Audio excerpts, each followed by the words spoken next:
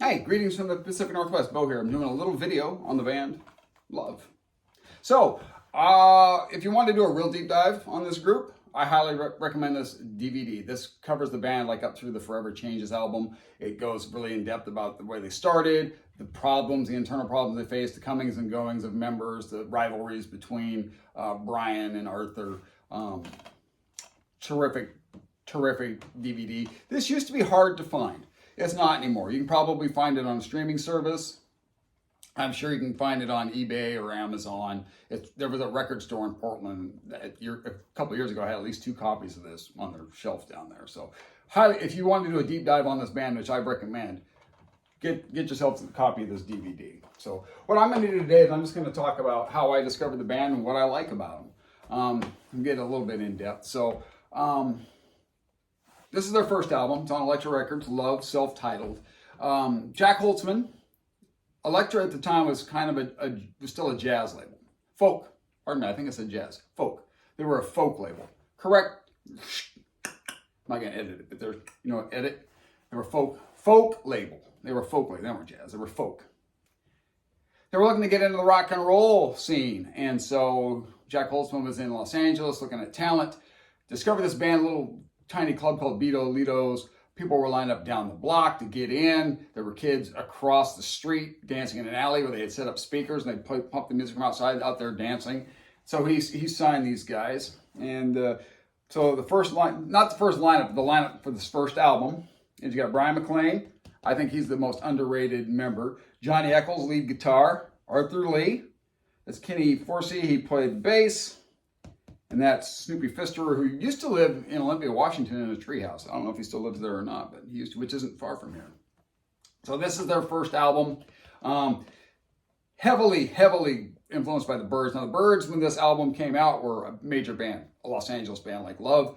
Brian McLean had toured with them as a roadie, so he picked up, a lot of stuff. So this has got a lot of jangly guitar in it. We're gonna play some cuts. So hopefully this doesn't get muted or banned, but we'll try it and we'll see what happens. So one song that's on here, and it was their breakthrough song. It was a hit in Los Angeles. It never broke into the top 40, but it was a small hit nationally. It was My Little Red Book. It was actually written by Burt Bacharach for a movie. Manfred Mann did it. Arthur saw the movie, loved the song. They did it a lot differently than Manfred Mann, and they made a small hit out of it. So let's give that a little needle drop.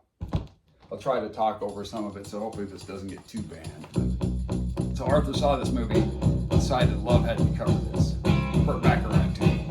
They kind of they punk it up quite a bit, We won't play too much because we don't like to sing the band. What just got out my little red book the minute that you said goodbye? A little taste. I thought that through my little red book I wasn't going to say goodbye. I went from So that was their breakthrough song. Love never really had a great deal of success. They didn't tour. There's different reasons for it. Some people say Arthur was kind of an introvert, didn't want to leave Los Angeles. I've heard Johnny Eccles talk about it, and he said that as an integrated band, they didn't want to have to go on big tours, especially like in the South. Understand that as well. But for whatever reason, they didn't tour, they didn't promote very well. And I know Arthur thinks that maybe a lot of the money that was supposed to have gone into promoting them went into their friends, the Doors. We'll get into the Doors connection to Love here in a little bit too. But so that's kind of that aspect. How I discovered this band, now I was either in high school or in college, I can't remember. And the Vietnam War was, in the 80s, was kind of all over the place. There were a lot of movies. There were shows on TV like Tour of Duty. My dad was a Vietnam veteran, and I used to watch that show together. China Beach, and then there were movies like Platoon and Casualties of War and stuff like that. But there was a documentary that HBO did that was really powerful, and they combined 8mm footage from soldiers in Vietnam, soldiers, sailors, airmen, Marines, with letters that they wrote home to family, wives, brothers, sisters, uncles, friends. Famous actors read the letters. The video was all 8mm film filmed by soldiers, and then they put a lot of music in that, a lot of 60s music. And that was the thing with a lot of those shows, is they played a lot of 60s music. They called it the Rock and Roll War, right? Well, this thing, Dear America, Letters Home from Vietnam, did it a little differently. They played songs that either weren't hits or they did like a deep dive. And so a song that they plucked off this album, when I first heard this, combined with that imagery, it was a lot of guys, you know, chain smoking cigarettes with that 1,000-yard stare, and if you know, you know. And it's called Sign DC. It's on side 2. I'll play a little snippet of that. Hopefully I can get it right. This might not be the right one. We'll find out. No, it's the right one. When I heard this song with that footage, I was blown away. I like dark lyrics.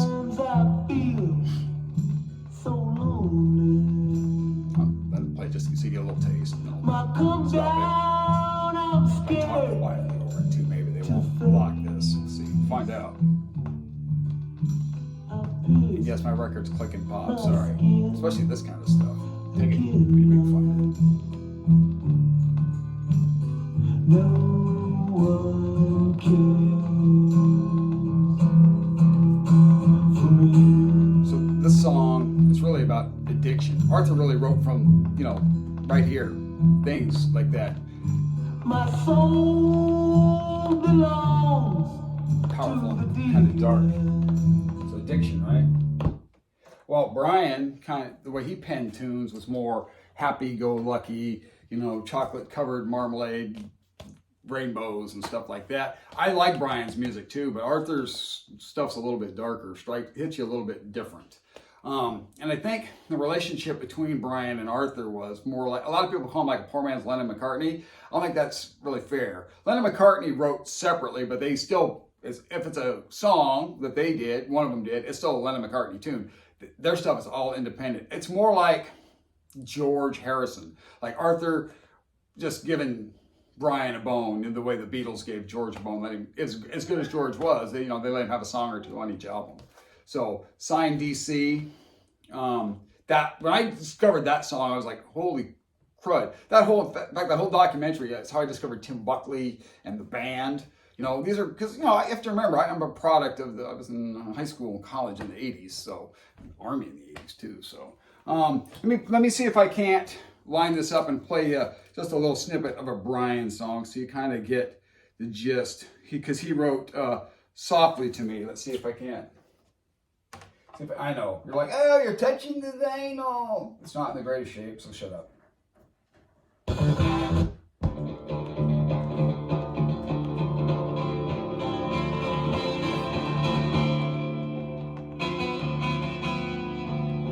So this is a Brian. This is Softly to Me. Brian wrote this one. It's got that jangly guitar, that Birds influence. But I think that, like, one of the lyrics on here is like orange, sugar, chocolate, something pretty and lovely things are you. I mean, so it's a big difference. Of course, if Brian wrote it, Brian sang. So that's Brian, not Arthur singing. And I'd sit around all day just crying happy tears. And dancing, sing my life away like the way I've been with you. My darling, softly to me. Okay, so there you got that. That is a Brian Penn tune. So, if you're looking for a place to start, by the way, I'll just talk about this next. This is just a greatest hits, the best of love. And I've got, you know, when I was purging records, I purged everything after For Sale. For Sale almost went too, but I ended up holding on to that. But I kept this because this has a single on it that they did after Forever Changed, before they broke up. You know, Brian quit and then Arthur fired a bunch of guys, and For Sale's a completely different group.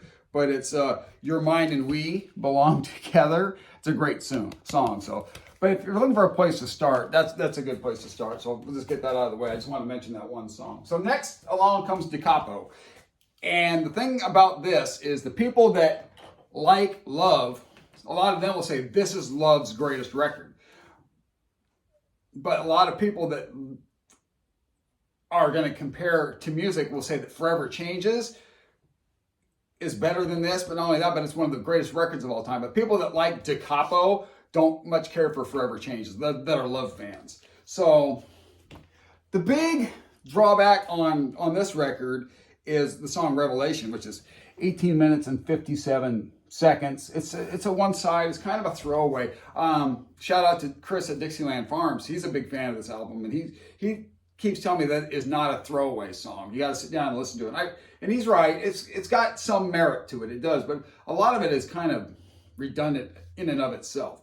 But this has got some really great psychedelic stuff. Where that first album was more jangly guitars and garage, this is where they start to become a little bit more. This is their psychedelic record, I think.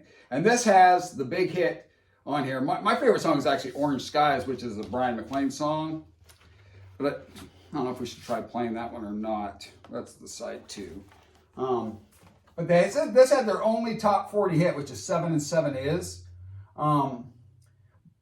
So I'm going to start with Orange Skies anyhow. We'll start with Orange Skies. And then I'll play a little snippet of 7 and 7 Is. This is my favorite song on this record. I like Brian McLean. Sorry. A lot of people are like, ugh. Not me. I love it. I have his CD too, his solo stuff. It's great. CD. A lot of people don't like those lyrics. I just like the melody. So Love actually expands a little bit. I should mention that too in this. They bring on well, Michael Stewart joins on bass, but this guy, I'm not sure how you say this, Jay Cantrelli, he's the guy playing the flute on this. That's all he did was play the flute. Anyhow, so there you go, Orange Skies. I think we're going to go right into 7 and 7 Is, so you get a little taste of that. I'm sure you guys know 7 and 7 Is. Sorry, I'm terrible at dropping the needle. But this 7 and 7 Is straight up punk. Pfister was still the drummer at this point. He's about to become like from the band. In fact, I think Forsey played bass. I think Michael Stewart came on and played drums. That's right. Pfister at this point was playing organ. But for this song, Pfister was still drumming. They did 70 takes of this song. 70 takes. And Pfister says it's not hard, complicated to play, but the playing is just so fast. And it's hard to keep up with. And Arthur was demanding. He's like, no, you suck at this. Even Arthur tried playing it himself. And Pfister said, Arthur didn't play it. Damn, either. This song's punk. That's a punk rock and roll song right there. All right. So that's Da Capo. And there are people that like it better than Forever Changes. I am not amongst them. I do like it. I'm a fan of this band. This is in my top 5. This is probably my second favorite band after the Small Faces, to be honest with you. Next comes this. This is a masterpiece. This is one of the great albums of all time. And if you don't have this, you need to drop what you're doing right now. You need to go out and find this and buy it. Okay. Interesting thing about this back photo. So it was an actress. Her name was Ronnie Herron. Ronnie also managed a club called the London Fog, where she signed the Doors. So there's your Door. This is how the Doors and Love get together. So she knew Love because she had kind of been a bit of a road manager for him. So she took this picture. How apropos is it? Johnny's got a joint, but Arthur's holding up this broken vase, right? Because this is it. This is essentially it for the original group. These guys are going to break up after this. But it starts off with Alone Again Or. David Angel does the orchestration on this, and he says some really good things about Arthur. He talks about how Arthur didn't know anything about music. But he's like, he could describe things like, I want it to sound like this color, or I want this type of feel to it. And it really helped David Angel kind of realize, okay, this is what he means. And the orchestration is as big a part of this, including the trumpet on this first song. Wait, this is the wrong side. This is why I have to put the glasses on, you guys. Sorry.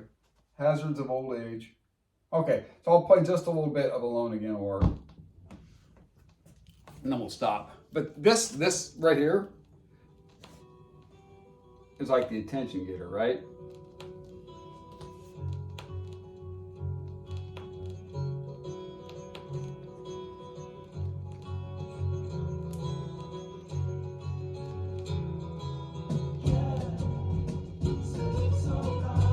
Got that flamenco guitar in it. just a beautiful, beautiful song, and it really just, the song just sucks you in. It pulls you in. I don't play too much of it, but it's got that bullfighting trumpet in there too. But I mean, there's so many great songs on here. That's a Brian McLean wrote that one, you guys. So you see, Brian had his merits. He also did Old Man. Old Man is a song that, as I've become an old man, that I really love as well. Let me see, 1, 2, 3. I think it's this one. Nope. I think it's this one. Play just a little snippet of Old Man for you too.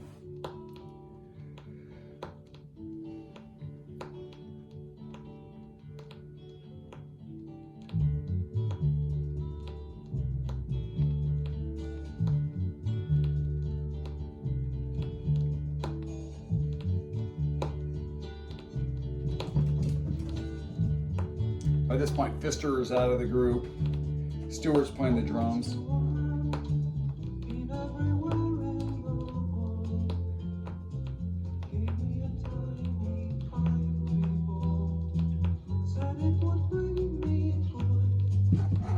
It's got some really cool strings that come in, really high pitched.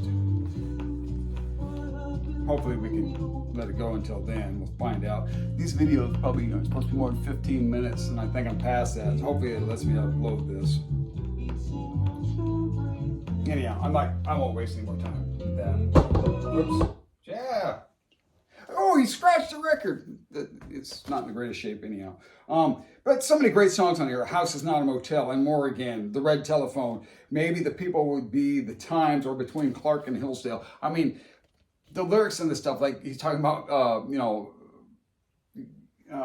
drug addiction. The snot has caked against my pants. It's turned into crystal. It was a conversation that he had with a Vietnam veteran talking about how the mud and the blood mixed together and they turned to gray. And this album is just fantastic. This is my favorite. They're not my favorite band of all time. They're in my top 5. This is my favorite record of all time. I know, I need a cleaner copy, right? It's an OG. It's not a mono, it's a stereo. And I'll wind it up with this. This is the last Love album I kept. This is for sale. I had it to give away, not to give away. People that know me know I've given away hundreds and hundreds and hundreds of records over the year. And then I decided I wasn't going to give them away anymore. So I started selling off stuff. I kept about 400 or 500, which I could still pare it down. But that's what I'm about down to right now. This was in the get rid of pile. Mark Ditch, shout out to Glass Orchid Aftermath. He talked me into keeping this. He's like, no, listen to it a few more times before you make that decision. Arthur fired everybody, brought in some new musicians. This is a real different turn for them. This is them trying more of a, I don't know if it's a swamp rock or country rock kind of sound. It's a little psychedelic. It's kind of all over the map. It's got a couple of good songs on there, so I guess it was worth keeping. But anyhow, so there you have it. That's my love records and my take on love. Keep the hate down too much for me messing up my records, okay? See you guys soon. Talk to you later. Bye.